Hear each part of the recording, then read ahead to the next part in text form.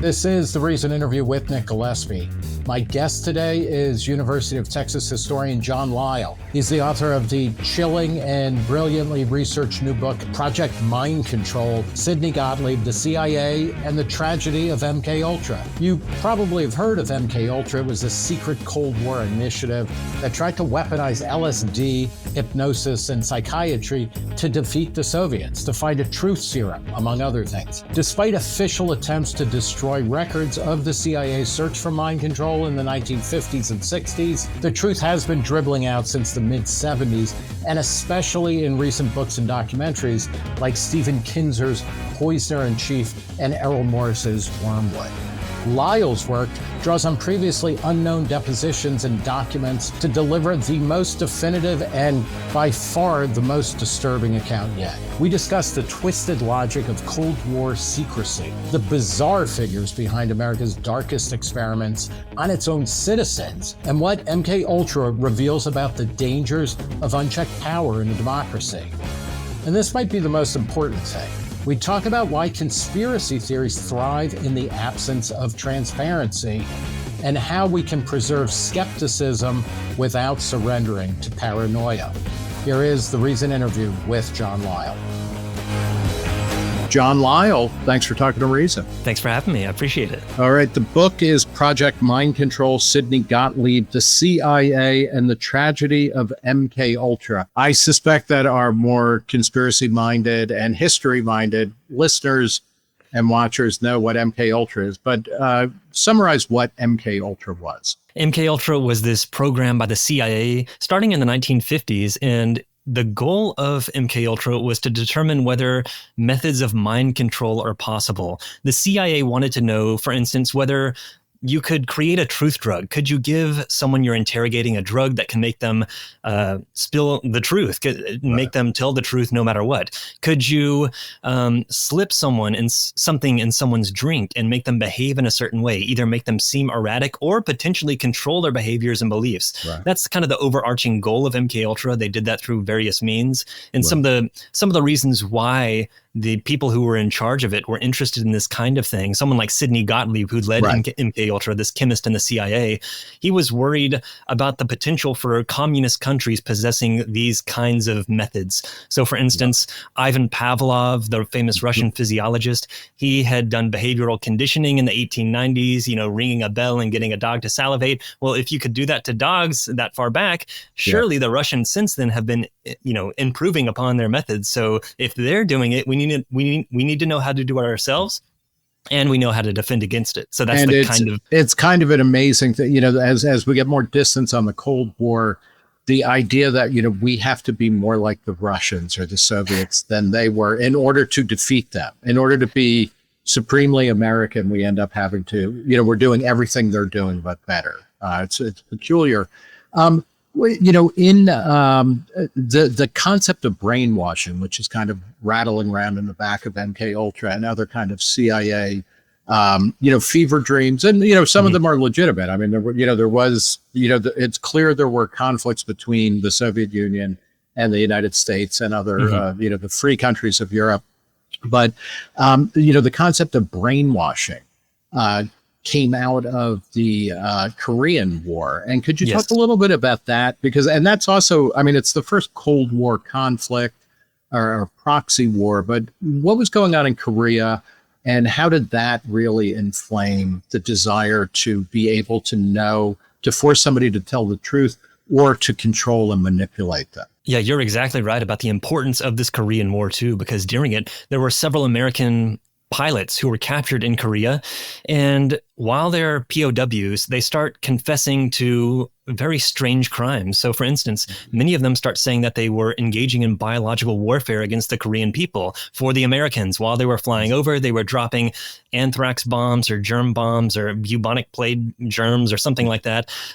We now know, from some Russian archives actually, that some North Korean officials had flown to China and had gotten cultures of bubonic plague to infect their own prisoners to make it seem as if the Americans were doing this. But still, the question remains within the CIA, why are these American POWs confessing to these crimes of biological warfare? One potential explanation they come up with is maybe they're being manipulated in a certain way to do this. Maybe they've been brainwashed or mind controlled through drugs or through hypnotism. Again, maybe the communists possess some kind of mind control technique that's causing these POWs to do this. Now, it turns out afterwards, when many of these POWs return to the United States, they're, of course, interviewed and asked about what happened.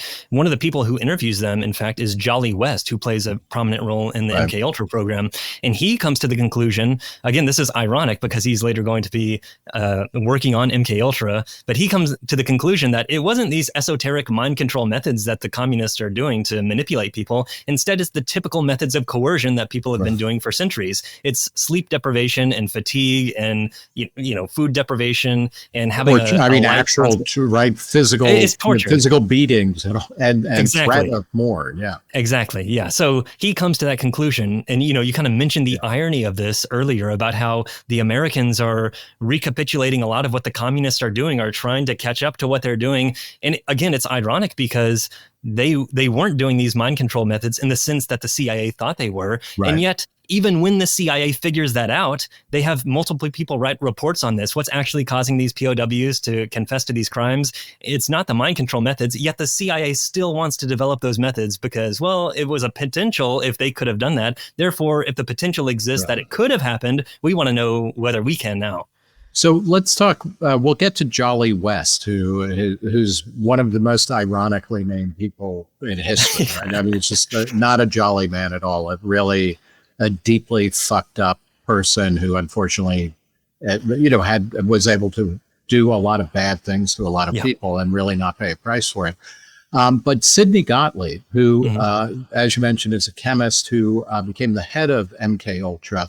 Who was he, and why did he ultimately fixate on drugs and things like LSD in particular? Yeah, LSD is going to be the big one they start using within MKUltra. Sidney Gottlieb is a chemist from New York. He went to school at Caltech. He got his PhD in bioorganic chemistry there. And that was right around World War II in the 1940s. And he desperately wanted to join the war. He wanted to join the army, but he was denied because he had a limp. He suffered from a limp. He had club feet that he was born with. He also talked with a stutter. Not that mattered for joining the army, but he talked with a stutter. He walked with a limp, so he was denied entry into the army. And after that, he kind of felt this debt that he owed to his country. His parents were immigrants from Hungary, that this country had given them a good life and allowed them to raise him here. And so he felt that he wanted to pay back his country in some way. He thought it would be through service in the army during World War II. When that didn't pan out, he got a series of jobs as a chemist at different companies and universities, but eventually he decided to apply for a job at the CIA, but to serve that debt that he felt that he owed to some government organization. And it just so happened that the CIA was looking for brilliant scientists like himself to fill certain roles because World War II had just shown how integral science was to national security. So we better have some scientists on our staff. So that's how he wound up there. And it's interesting though, for a mind control guy, he's not a psychologist or a psychiatrist. He's an agricultural chemist, right? He is. Yes, he is a chemist. Yeah. And you're right. You mentioned LSD earlier. One of the main reasons why the CIA becomes interested in this drug is, one is just happenstance. LSD is first developed by Albert Hofmann in Switzerland in 1938, I believe. 38, and then he accidentally ingested 5 years later. Exactly. So it's kind of a new drug, and when the CIA gets hold of it, it is an extremely potent drug too. It's a powerful hallucinogen. Just a tiny amount can have such profound effects, and so they're immediately interested in this drug because it obviously has profound effects on human psychology.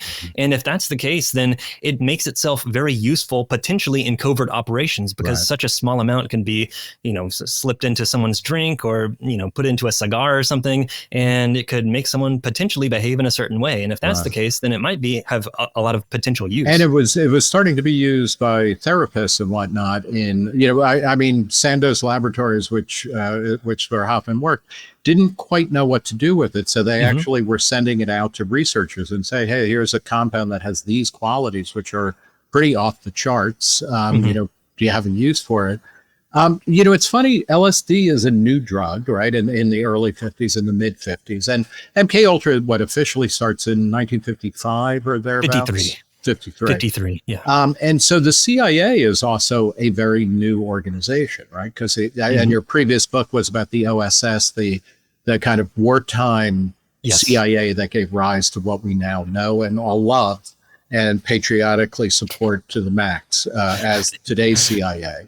Did the CIA know what it was doing, just broadly in terms of, countering? I mean, the main thing was like, we've got to keep the Soviets at bay, because at that point, China was kind of in the orbit or under the umbrella of the Soviet Union. The big break between the Soviets and the Chinese communists hadn't yet happened. But I mean, talk about, it's weird to think of the CIA as kind of like a startup, but they had so many different things going on, many of which, when you look back now, you're like, what were people thinking? But how important to the development of MKUltra, and one thing that you stress throughout the book, which I find fascinating, is that one of the lessons that needs to be, or questions that needs to be studied, is why didn't anybody say, why are you doing this? This is insane.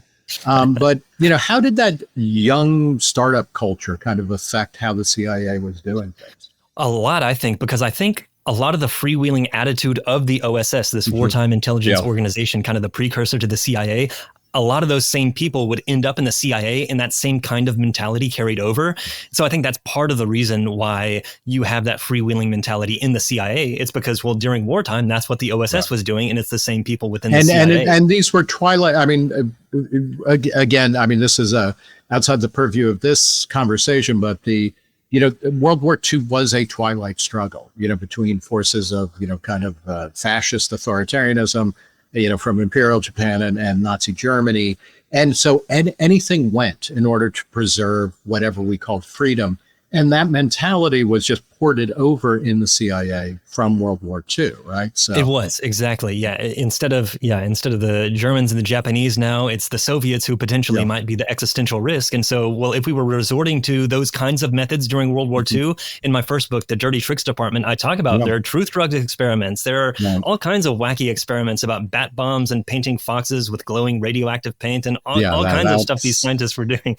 Yeah. So if we had to do anything we could to potentially stop this existential threat during World War II, well, of course, we have to do that to the Soviets as well, because this might be even more of an existential threat in a certain sense, because they actually have nuclear weapons now. The Germans didn't have that, but the Soviets actually do. So yes, that mentality got carried over. So that's one of the reasons why it is fairly freewheeling. And the last point you made in your original question is a very important one. The fact, raising the question of why was nobody stopping this? One of the things that also makes this a very freewheeling CIA in the 1950s is that there's such heavy compartmentalization that hardly anyone knows what anyone else is doing. When we think of MKUltra, we think, oh, the CIA, this huge organization, is masterminding this. There must be hundreds of employees who are working on this and performing these experiments. That's not actually how it was. Within the CIA, there might have been a couple handfuls of people who knew about MKUltra within these hundreds and thousands of employees. There might be a dozen who know that this is going on. And so without that, with that compartmentalization, without people being able to peer into what their peers at the CIA are doing, there's no one to really stop or ask questions. Hey, why are we performing these experiments? Why are we funding these researchers at universities to dose kids with, university students with LSD or prisoners or, so on. So there's several reasons that make that happen. And the compartmentalization is definitely one. And then on a larger scale, the original CIA director was, he understood the way he was going to operate is that he would tell the president what was going on if he was asked. Yeah, but it was, that's one of Alan Dulles' code. When you look at, the history of the FBI, there's something parallel going on, and it starts a few decades earlier, I guess, officially as the FBI in the 20s or whatever, but that, J. Edgar Hoover understood that it was in the, in national security interest not to really offer any information to the president. And it's, it was kind of chilling actually to see, to read in the book the way that gets described here, especially because Eisenhower, who's the president during this, he knows how to fight and win world wars. And it's like, yeah, but and I guess he didn't want to know too much either, right? Like everybody wanted plausible deniability. That's a good point, because it's in the president's personal interest to preserve his or her plausible deniability. For instance, I talk about assassination attempts in this book because Sidney Gottlieb is intimately involved in those. And that was MK Chaos or so. Or what was the code name for the assassination stuff?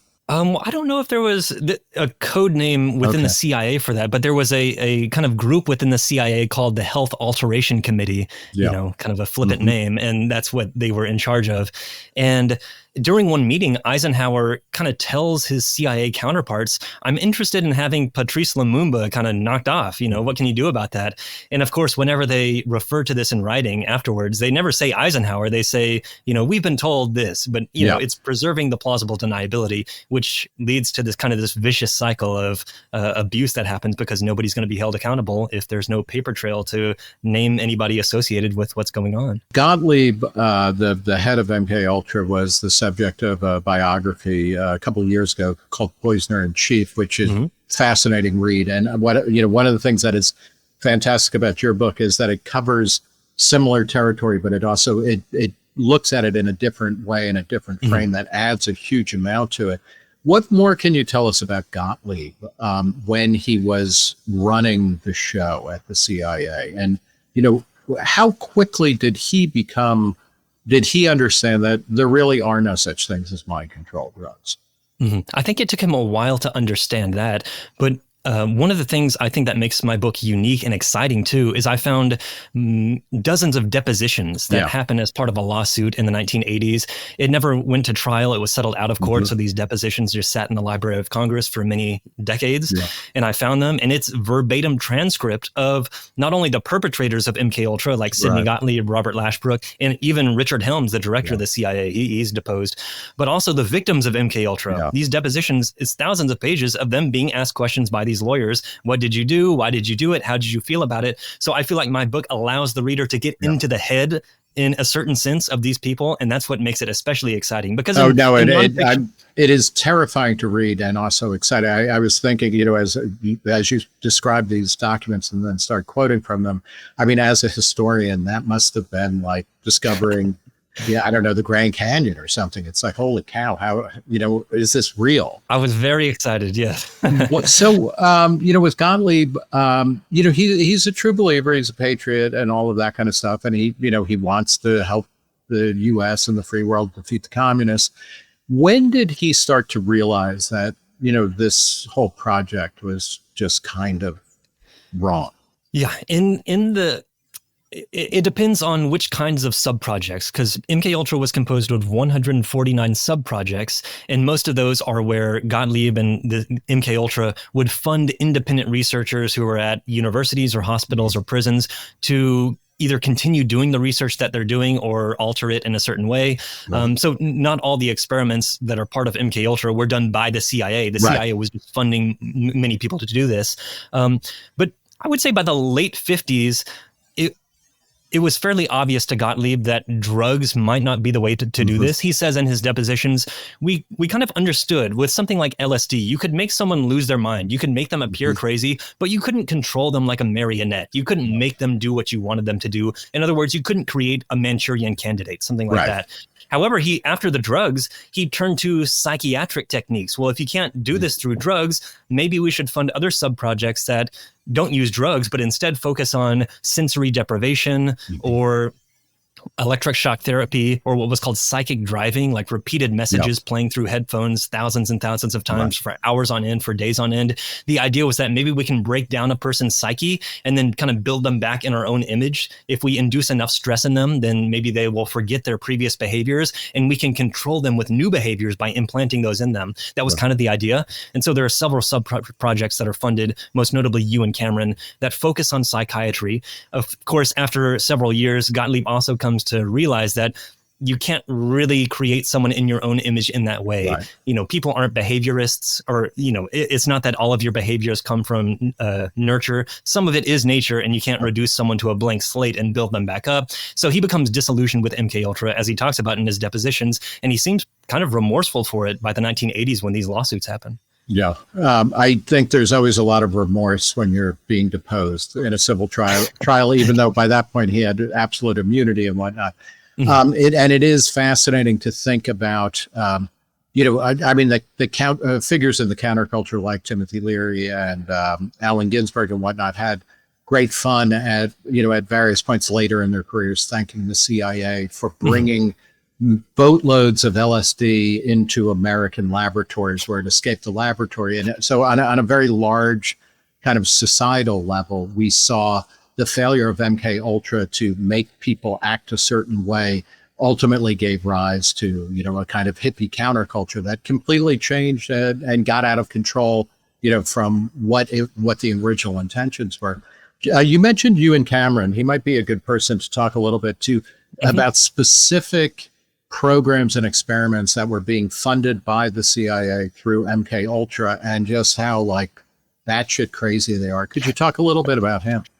Yes, Ewen Cameron was this Scottish psychiatrist, and he was a giant in the field. He was, at one point, he had become the head of the American Psychiatric Association, the Canadian Psychiatric Association, and the World Psychiatric Association. Wow. He had been in Nuremberg at the end of World War II because he was one of the psychiatrists who was evaluating these Nazi prisoners to determine whether they were fit to stand trial. This is where we get the Nuremberg Code, one of the first points of which reads, you need to have the informed consent of the people, the subjects who you're experimenting on. It's very ironic. He would go on to do many of these experiments funded by MKUltra that were patently unethical, not getting consent from these patients, not even telling them that he's doing experiments. They just thought these were tried and true treatments and he was helping them. He's this notable person. Well, if you commit yourself to his institution, the Allen Memorial Institute, you just assume that he has your best interest in mind, when really he's trying to experiment to find a cure for all mental illness. And he's performing all these wacky things that the CIA becomes interested in because they think that through some of the methods that he's doing, like electric shocks, like sensory deprivation, you might be able to induce amnesia. And the CIA is very interested in making someone forget certain things. So let's fund him and see if that's possible. One of the stories in the book that comes from a deposition is of Mary Morrow, who had been a neurologist working under Cameron at the Allen Memorial Institute. So she had been on one side of it. And this is in Montreal, right? This is in Montreal, yes. Yeah, in Montreal.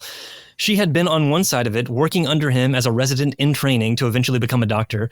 And she had kind of a mental breakdown herself. She developed severe anorexia. She also failed some of her neurological exams, and so she didn't get her degree. She went into this deep spiral of depression, wound up in a hospital. Ewen Cameron comes to visit her and asks her, would you like to come back to the Allen, but not as a resident, as a patient? Yeah. And she reluctantly agrees. She goes, and now she's on the other side of it. So her perspective in the depositions is very interesting and unique, because she talks about how before she was a patient, when she was there, she thought that what they were doing was in a sense okay, because there were kind of some consent forms that Cameron would use. But by the time that she had gotten there as a patient, he had stopped using the consent forms. And so she was subjected to this electroshock therapy, as they called it, and it reduced her to a level which she couldn't put on her makeup. She couldn't put on her clothes. Her sister eventually had to come in there and bust her out, basically. There are stories in Cameron's own writing, in his own notes, where he says, we reduced this one woman, this nursing student who was 18 years old. We reduced her to basically a vegetable, and she couldn't talk and she couldn't use the bathroom. She would,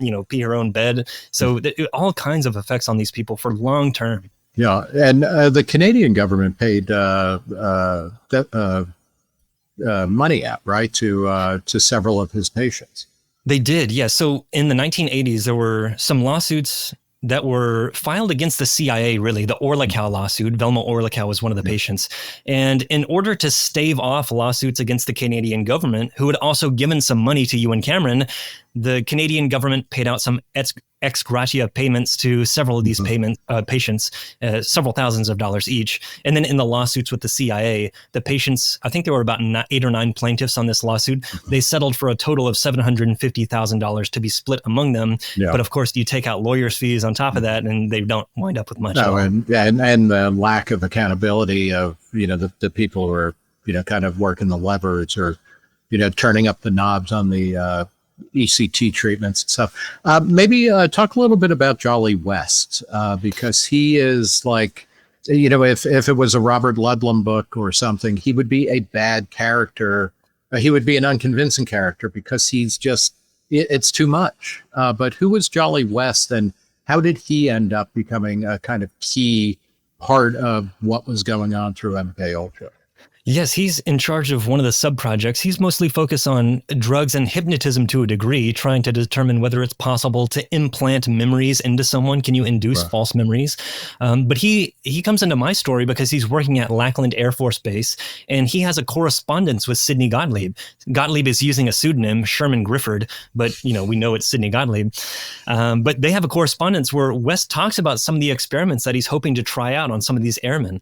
And so I start the chapter on Jolly West talking about this tragic story of this young girl, a 3-year-old girl who's murdered and sexually abused by this airman named Jimmy Shaver. And Jolly West is in charge of interrogating Shaver, and he uses some of these techniques on him while he does. He gives him some drugs and he hypnotizes him. And I have the transcript of the interrogation that I lay out in a lot of detail in the book.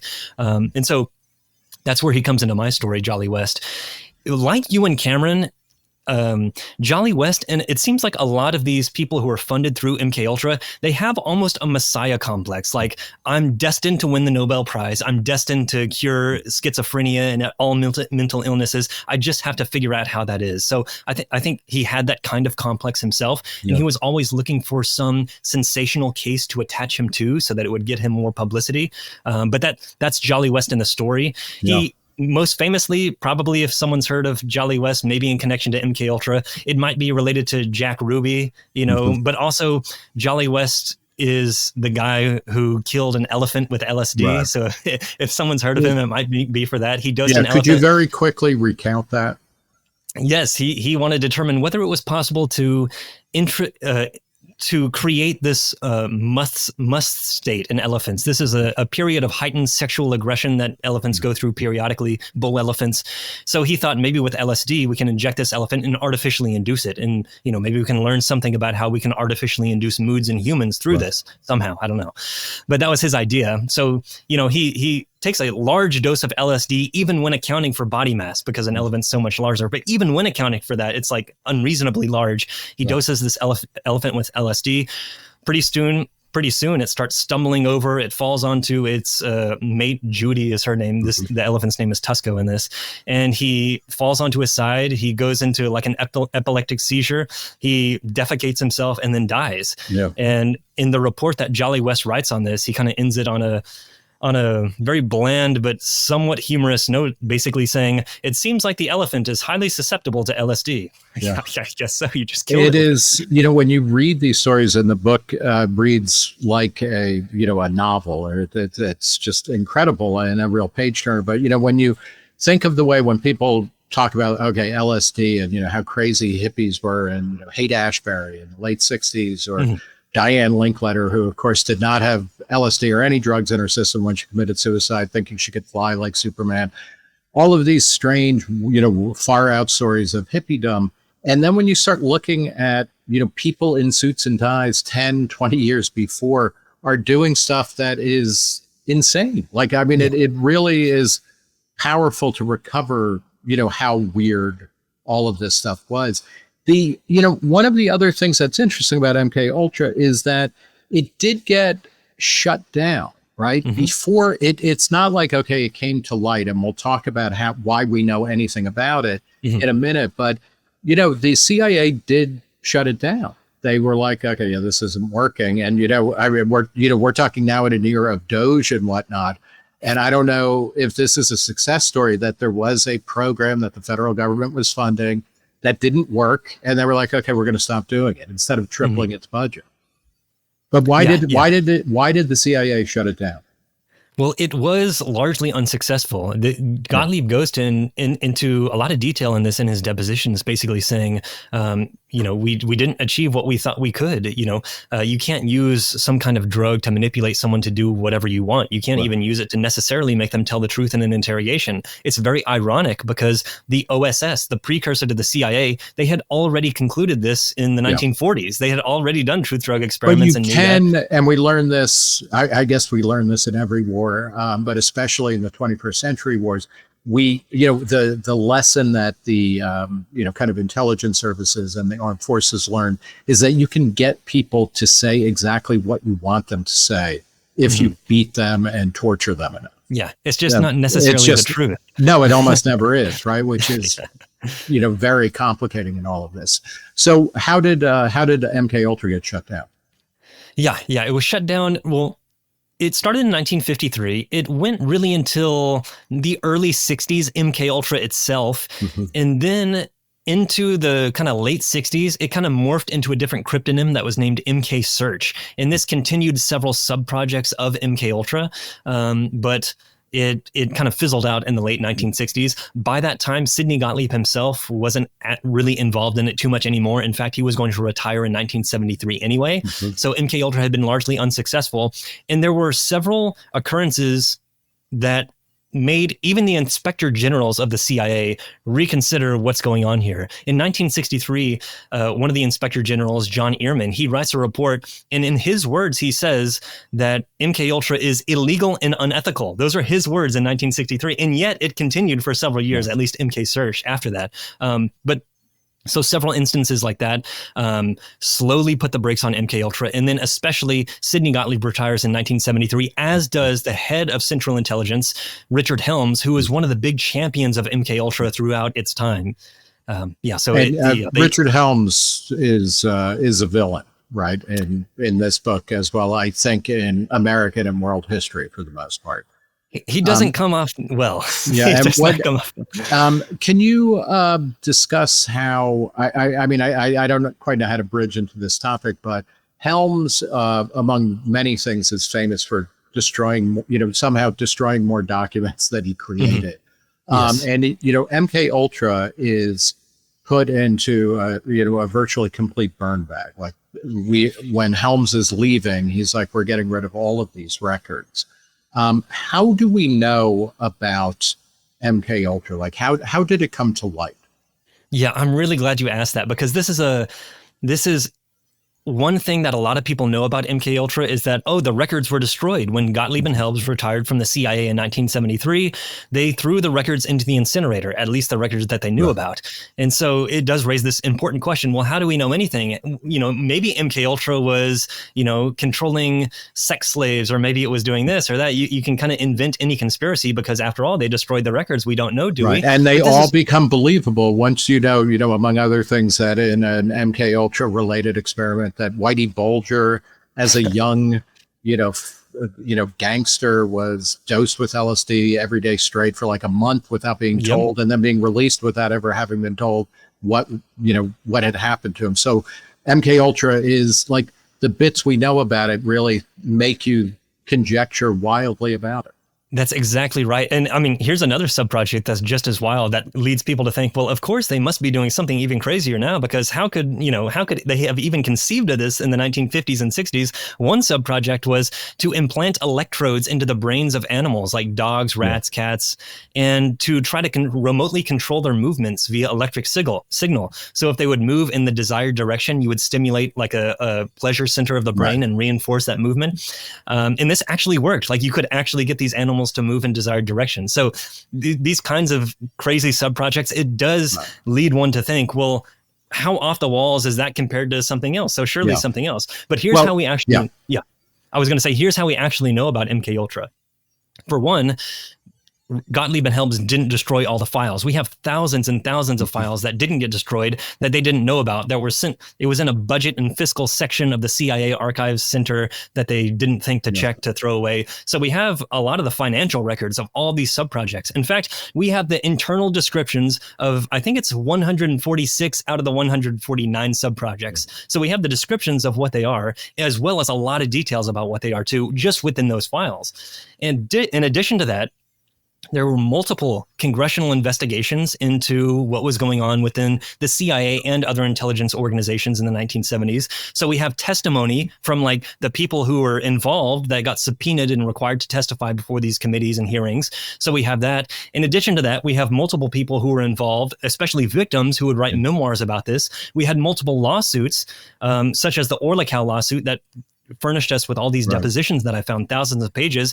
There are other government reports. There are institutional records that got released after these institutions found out they had been funded by MKUltra. And so we have a lot of documentation on this. And I'm really glad you raised that point, because some people get the impression, well, we can't know anything, so it could be anything, but that's not quite the case. We actually know a lot about MKUltra, even though we can never know everything about MKUltra.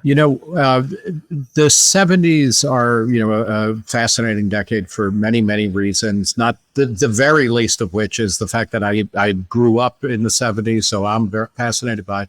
I was too young to understand what the Rockefeller Commission and the Church Committee were doing, and they were two of the principal institutions through which the American public learned that the government was acting in just incredible ways to contravene all kinds of constitutional limits on what the FBI, the CIA, the NSA could do. Could you talk a bit about how was this type of material received at the time? Because this is also, the American economy is kind of in the crap of the Cold War. Seems like if it's doing anything, it's kind of leaning towards the Soviet. I mean, this is a period of a palpable sense of decline or stagnation in America. How was it received when congressional members, and, Frank Church, okay, he's a lefty populist from Idaho, whatever, but then, Nelson Rockefeller is not some kind of crazy hippie, right? Or anything. Yeah. How was this stuff, received at the time? In many ways, it contributes to the kind of anti-government sentiment that has been building up for years before then. You had the Watergate scandal, you had the Vietnam War. Now you have multiple revelations coming out of the intelligence community from these commissions about how not only did they drug unwitting people as part of MKUltra, slip LSD into their wine or whatever, but also they were spying on anti-war protesters and tapping phones and doing all kinds of stuff. So it's continuing to add to this distrust of government that has been building up already before that. The Rockefeller Commission is started really ironically because Gerald Ford, the president, wanted to prevent certain information from getting out. He didn't want people to know about what was called the family jewels. This was a series of documents within the CIA. Could you recount the story? I mean, this is like, it's the perfect Gerald Ford story, right? Because people think, oh, he was clumsy, he tripped a lot. Mentally, the story of how he basically made public the existence of these family jewels, the CIA, like a secret history of the CIA. Could you recount that briefly? Definitely. So the head of the CIA, Schlesinger, he wanted to compile a list of all the illegal things that the CIA personnel had done in the past so that he could prevent it from leaking out. He wanted to try to, but also he wanted to have kind of a sense of what had gone on in case some reporter breaks some story, he would know what they're talking about. So he asked all present and former members of the CIA, please submit to me any, tell me about any programs that you were involved in that you think might have been illegal. So he compiles this 600-page document, almost 700 pages, called what's internally called the family jewels. And again, this is going against the compartmentalization because you're compiling all this into one space. Yeah. This is shortly after he has purged many people from their posts. And so there are a lot of disgruntled CIA personnel. And it seems like one of them leaked this document, or at least portions of it, to investigative journalist Seymour Hersh at the New York Times. Pretty soon afterwards, Hersh has this document, and the front page of the New York Times says, CIA has been spying on these anti-war protesters. That's just one of the things in the family jewels. So now that it's kind of leaked out, Gerald Ford can't do nothing about it because it's like the biggest story in the country. So he determines, well, if I create some kind of commission, this Rockefeller Commission, then we can at least have control of what gets leaked out, or what gets out. We can say that we're investigating the intelligence community, the CIA, and we can kind of put out what we want to put out and prevent what we don't want getting out from getting out. So he creates this commission.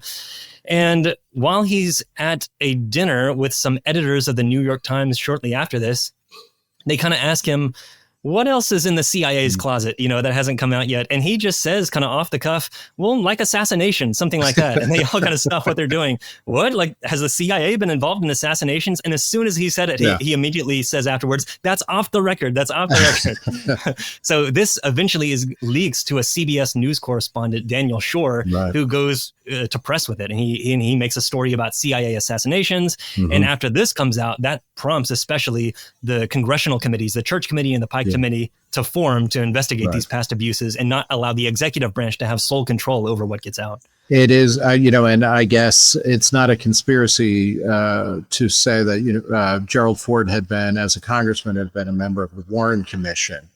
And he clearly thought he could, if he created a commission that would kind of be under his auspices. I mean, Nelson Rockefeller's his vice president.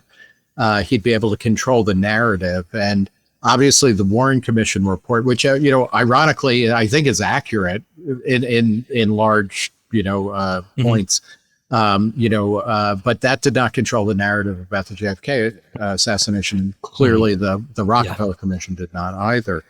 Let's linger. You have what is also fascinating about this book, and, anybody who is interested in kind of weird Cold War history is going to love this book. Anybody who is interested in kind of drug culture, this is for you. I mean, there's lots of different audiences, but what I find particularly striking about it, and particularly since you're a historian, you draw two big lessons towards the end of the book. And the first is about the problems of having secret organizations within an open society or a democratic society.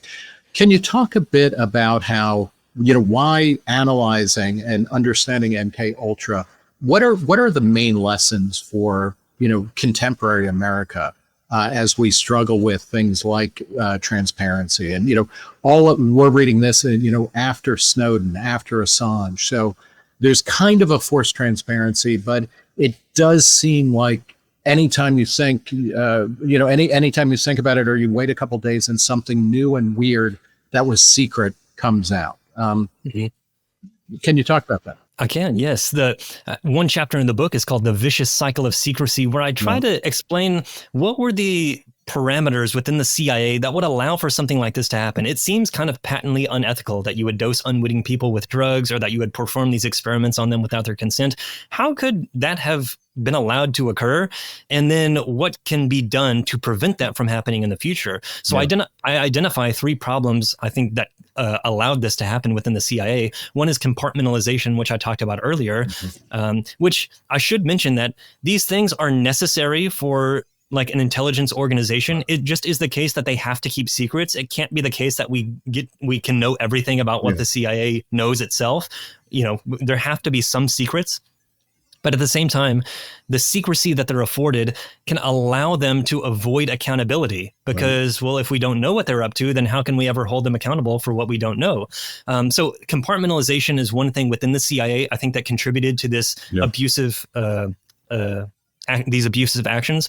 Another one is the lack of like a paper trail. The fact that these documents were destroyed and there was no repercussions for Gottlieb destroying these documents. He destroyed them. He left. Richard Helms destroyed them. He left. And I mean, Gottlieb not only was granted immunity, legal immunity, but he got one of the CIA's highest awards for service. He did. Yeah, he did. Yeah. Some of that has to do with the fact that he also became head of what's called the Technical Services Division, which was in charge of creating gadgets and weapons and stuff like that. So he was an influential head of that. So I think they were probably rewarding him more for that than for MK. Okay, well, those also, I mean, that's like the LSD-laced scuba suits for Castro, exploding guitars. And like, I guess he's somewhat implicated, or it was not his anthrax, was it, that ended up being used on Lumumba or anything, was it? That's not what killed Lumumba, but he did procure the anthrax, and he personally took it to the Congo to try to kill Lumumba with it. He gave it to an agent there who failed to sneak it into Lumumba's toothpaste, but nevertheless, he was involved in that plot. Yeah. So those are some of the problems within the CIA. And then I try to answer the question of once you have secrecy in an intelligence organization like the CIA or the FBI, that inherently leads to what I call this vicious cycle. Secrecy leads to plausible deniability, because if nobody knows what you're doing, you can always deny that you had anything to do with it. So secrecy leads to plausible deniability. Plausible deniability leads to risky behavior, because again, if you're not going to be held accountable for something because nobody knows that you did it, what's to stop you from doing something riskier than you otherwise would have if you could have been held accountable? Risky behavior in many cases leads to embarrassment. So this gets exposed on the front page of the New York Times. A scoop gets leaked to a reporter and someone finds out about this. It's almost inevitable that a huge program like this, someone's going to leak it. Someone's going to find out when there are many victims like this. And then embarrassment leads to secrecy, because, it got out that time. We better make sure we really tamp down and prevent people from doing this. And now you're starting the vicious cycle over again. Secrecy, plausible deniability, embarrassment, secrecy. How do you intercede? How do you intervene to break that cycle? I think one of the main ways is to have external oversight instead of internal oversight. One of the points I make in the book is that the CIA Inspector General, there were multiple Inspector Generals who wrote reports about MKUltra where they say this is illegal and unethical, and it continued. Like nothing happened to it. So there was an impotent internal Inspector General. Instead, you had to have some kind of external oversight. I think James Madison was right when he said, basically, you need, checks and balances. We have to have these different branches check each other. And so throughout the Cold War, for the most part, the oversight prerogative of Congress was largely impotent itself. They didn't really oversee the intelligence community. Occasionally, they would meet with officials from the CIA and get updates, but it was mostly like whining and dining sessions. They really wouldn't know. And in many cases, these congressional elected representatives, they didn't want to know what was going on in the CIA, because then that eliminates your plausible deniability. There seemed to be, I don't want to pretend it's like a naivete or something, but I mean, I guess there was also among Congress or among, I don't know, elites, electoral elites, cultural elites. I mean, the CIA pulled disproportionately from the campus of Yale and stuff like that. But there was this sense that, I can trust you, right? I mean, like that you wouldn't be doing anything that is either truly awful or ineffective. I mean, they're just... I think part of that rationale, that mindset, also comes from a World War II hangover where we had this secret project, the Manhattan Project, and Congress didn't really know what was going on there. They knew that we had this budget for something, but, who knows, we're making an atomic bomb. After the war, though, it's seen that... Congress, many of these congressional members say, we were glad that we didn't know that was going on, because if we did, we probably would have shut it down. So thank you for not informing us. And that mindset kind of carries over. Maybe it's in the country's national security best interest for us not to know some of the things that are going on in these secret hallways, because they might be developing things that, we can't allow if we know about it, but if we don't know about it, maybe it will eventually pay off like the atomic bomb did. Well, and obviously Britain had a different kind of thing where they had a lot of trust and a lot of secrecy. And then that actually allowed for mass penetration of the British intelligence services because everybody was kind of in the same club. But in the US, I mean, one of the things that seems to come out after the collapse of the Soviet Union, and then when we start looking about various kinds of intelligence services or operations done after 9/11, you start to see that the CIA, like the FBI, seems to be unbelievably incompetent. The CIA did not know that the Soviet Union was about to collapse. When you look at the torture protocols that were, both hidden and praised within U.S. war efforts in places like Afghanistan and Iraq, they did not deliver usable intelligence. Thinking a lot of people, as George W. Bush became less and less popular during his presidency, a lot of people on the left and even some on the right were like, we got to get rid of secrecy. We got to get rid of, surveillance of Americans. But then when Snowden, revealed that all of that stuff was going on in either slightly modified or unmodified terms under Obama, and Obama said like, oh yeah, I think it would be good to, have a discussion about all of this stuff. After he was elected promising the most transparent administration in American history, it seems like we're not as interested in that. And now you have a Trump administration, which in many ways is filled, Trump ran against the deep state. And if, the CIA and the FBI are kind of part of the deep state, right? And, somebody like Kash Patel, who's the head of the FBI, was talking about how he was going to totally blow up the FBI because it's kind of a criminal organization. All of this is just to say, like, have we learned the lesson, from MK Ultra, or is it just that that's kind of like it's a partisan coat? If you're out of power, you say, oh, we need more openness and more transparency. And then the minute you get into power, you're like, no, not so much.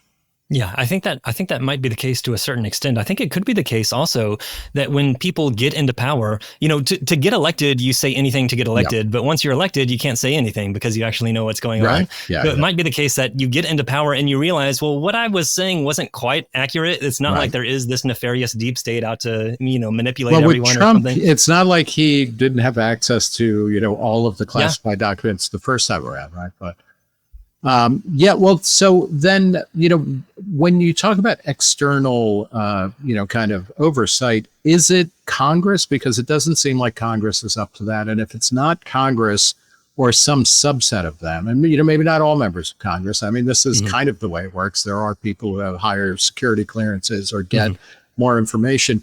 If it's not Congress, then who would it be? Yeah, if it is Congress, I think it has to, in order for them to be more effective at the job of oversight, you have to almost restructure the incentives of Congress, to actually govern instead of just focus on a re-election campaign or something. So I don't know if that would be through open primaries or ranked choice voting or proportional representation or something that might enable them to focus more on governance than just getting reelected. But some kind of reform might help Congress to do the overseeing that they are obliged to do. If it's not Congress, though, which I think it needs to be Congress in addition to other things, then it has to be the press. It has to be a free press and free speech that allows people to speak truth to power. It has to be someone like Seymour Hersh who's able to discuss and post these illegal things that the government is doing and inform people when he figures out that that's been happening. So and whatever Congress else and the press, one might say about Cy Hersh over the years, he has alienated virtually every presidential administration, right? So he might be onto something there. The other big lesson, which in a way, because, it's, I don't know what you and I can do about politics or, about the CIA, et cetera, but you implore people to draw a lesson about kind of conspiracy thinking. And, you point, I mean, this is a fantastic end to the book where, you talk about how Sidney Gottlieb wanted to find ways of manipulating people's minds. And, he didn't do it or didn't do it through chemical ways, but we manipulate our own minds and we fall prey to, conspiracy thinking or, just bad theorizing about what's going on. Can you talk a little bit about that lesson that you want people to draw from Project Mind Control? Thank you. Yeah, this last chapter, I especially wanted to focus on the conspiracy theories that come out of MKUltra because there are a lot of them.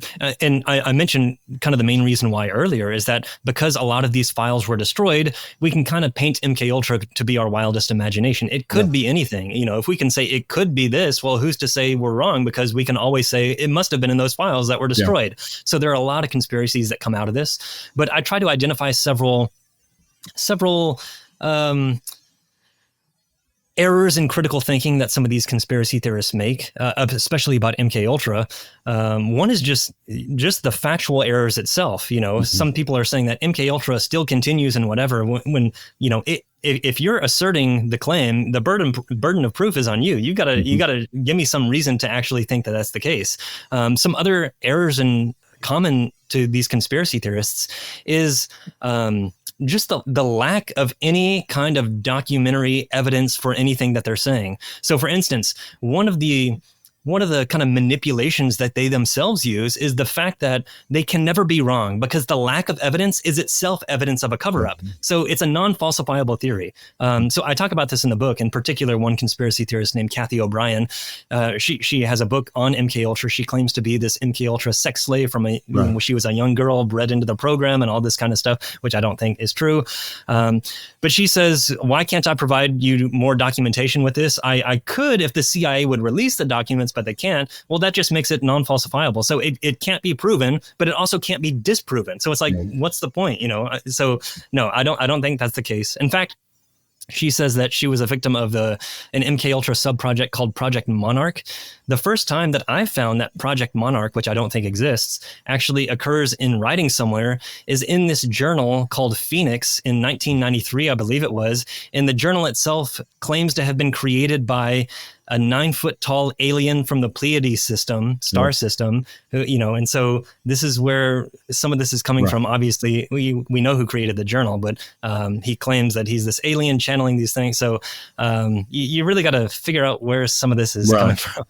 Do you, where, as we're talking, I'm not sure when this will air, but as we're talking, Elon Musk just trolled Donald Trump, and now that they're on the outs with each other, saying that Trump is in the Epstein files, and the Epstein files of Jeffrey Epstein seems to be this type of thing where there is a lot of stuff that's out there. There are probably no, quote unquote Epstein files, but this, I guess thinking about this, do you think we are in a particularly hot moment for kind of conspiracy thinking, or is it, it's really kind of a steady state, certainly throughout American history, but, are we more or less prone to conspiracizing everything?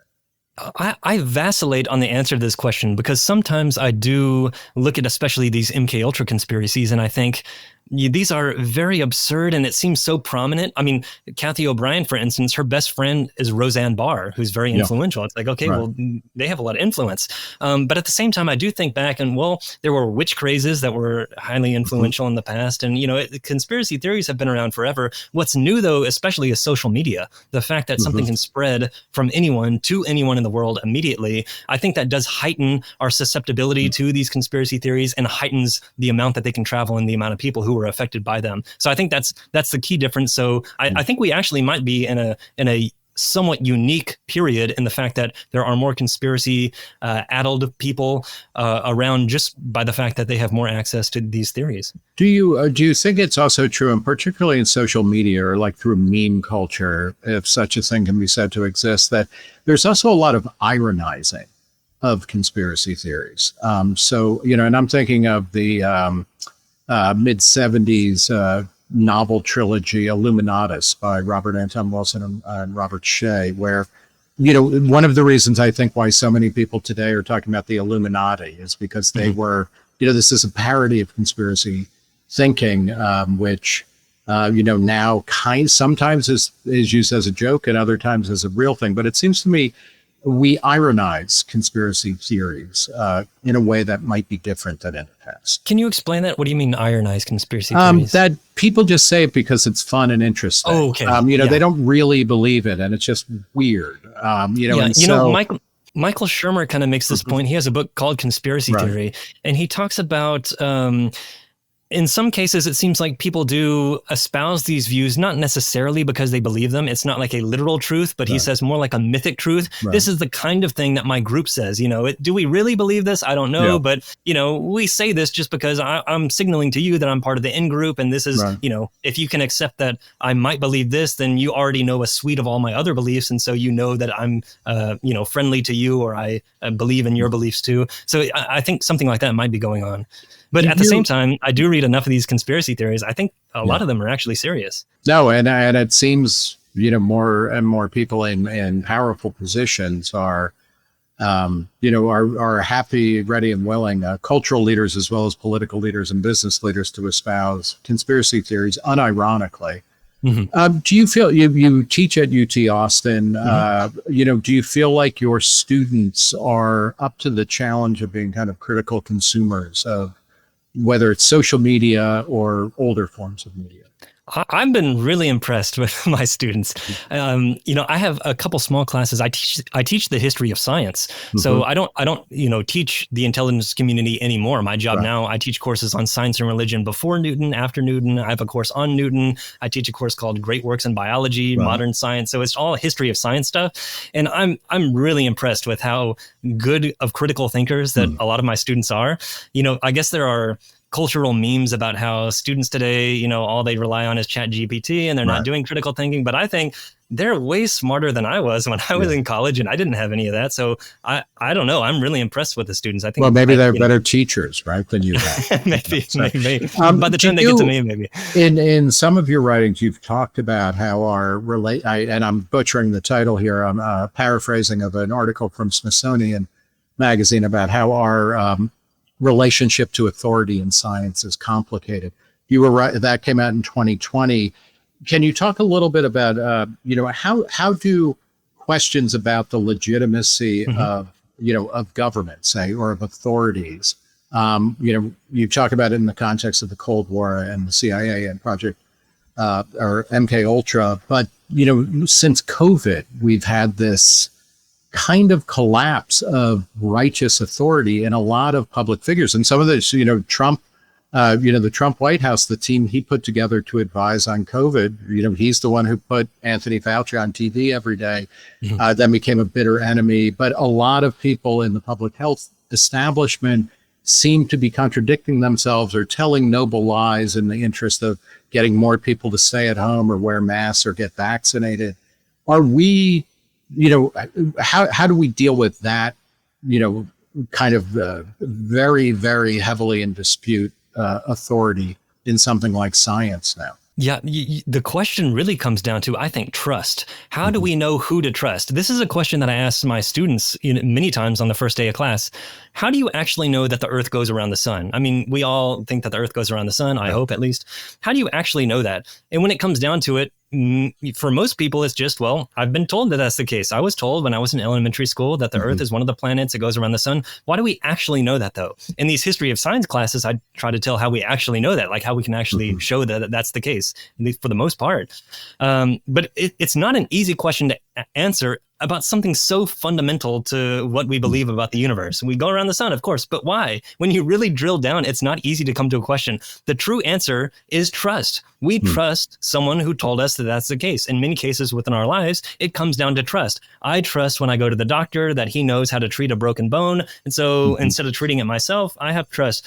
And the question is, how do we know who to trust? We have to trust someone. We can't read every single scientific study on every single thing. There's just no possible way anyone could ever do that and form their own opinions on every single thing. At some point, you have to trust someone.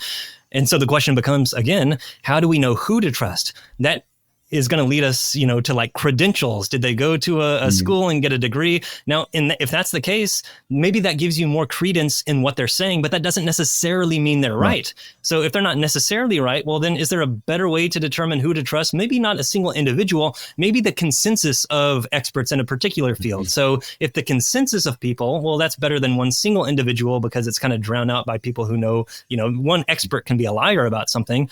But then at the same time, the consensus can be wrong.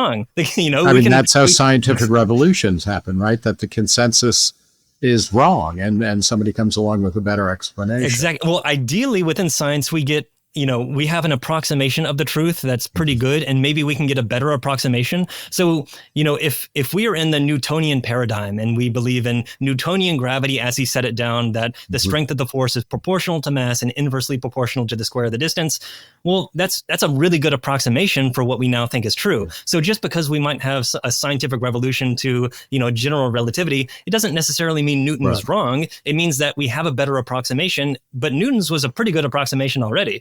So that's an important point to make. Maybe when people talk about Thomas Kuhn and paradigms and scientific revolutions, it's not necessarily the case that because we might switch from one theory to another, from Newtonian gravity to general relativity, we don't throw out Newtonian gravity. Right. It's a good approximation. It can do a lot of good. Do you think in a kind of political and cultural context, does it help? And, and in the 70s, there was an attempt to do this in the United States with the Church Commission or Church Committee and Rockefeller Commission to kind of come clean about things.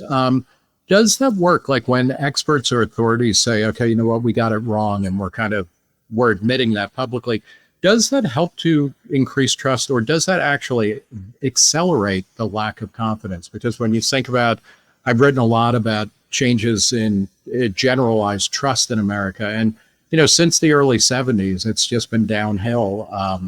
And it doesn't matter when people come clean. It seems like that, then it's like, aha, I knew you were lying. So I'm going to have even less trust and confidence. I think I hope it helps. I think it could depend on the context, in the sense that at the point we're in, I feel like there's so much distrust in an agency like the CIA. Just building off the things we've talked about so far, from if it's Watergate or Vietnam or MKUltra or spying on people or whatever, so many of those instances have built up that I feel like a lot of trust in these governmental organizations, especially in the intelligence community, is so shot right now that even if they were to say, look, we're coming clean, here are the skeletons in our closet, we're sorry for what we did, I think people would have the mindset of, you're just doing that in order to cover up what you're actually doing, So I think there could be other instances in history where the opposite could be the case, where maybe we aren't at such a nadir of trust that if someone comes clean for something,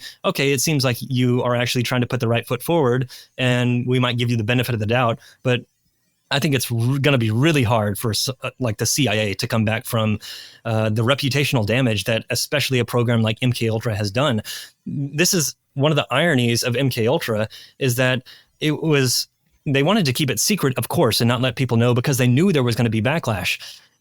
It's not as if they didn't find anything in MKUltra. They did find some things. You could do some things to manipulate people in a certain way. You could make them seem crazy by giving them LSD. There are certain interrogation techniques that might actually be pretty helpful that they were working on.